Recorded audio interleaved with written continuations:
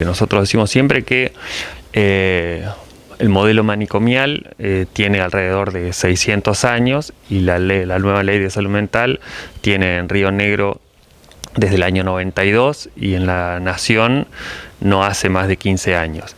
¿Qué quiere decir esto? Digamos que es una ley muy joven, ¿sí? Con muchos cambios, con muchos derechos sumados a los pacientes, que probablemente tenga cosas para ir revisando, tendrá cosas para ir reformulando y también para ir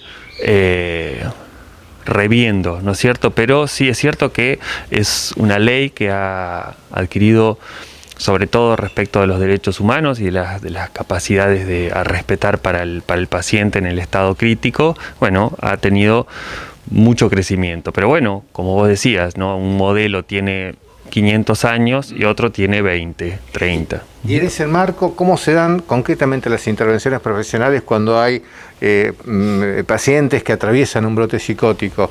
Digo, ¿ustedes se sienten respaldados? ¿Llegan oportunamente? O sea, desde la salud pública, ¿cómo se asiste a esta clase de casos? Bien, no, en realidad el brote psicótico, y sobre todo cuando hablamos siempre de salud mental, siempre hay que tener el caso por caso, ¿no? Es decir, en realidad la mayoría de las situaciones de brote psicótico se resuelven en guardia del hospital general común, en consultorio, en el domicilio, es decir, no requieren mayor intervención que lo habitual, digamos, sí, es decir, y el porcentaje es altísimo de este tipo de resoluciones, ¿sí? No es que es la excepción. En realidad, si uno tuviera que poner un número, 9 de cada 10 casos de episodios psicóticos se resuelven así, como con el consultorio habitual, digamos.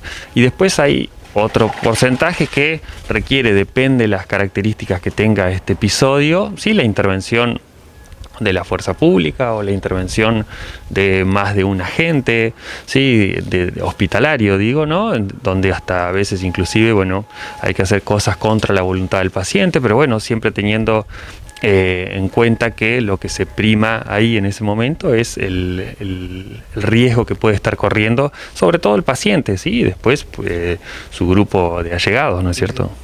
Todo esto está protocolizado, es decir, la intervención no se da de manera por decir, improvisada o de manera no planificada. Digo, cada uno tiene su rol.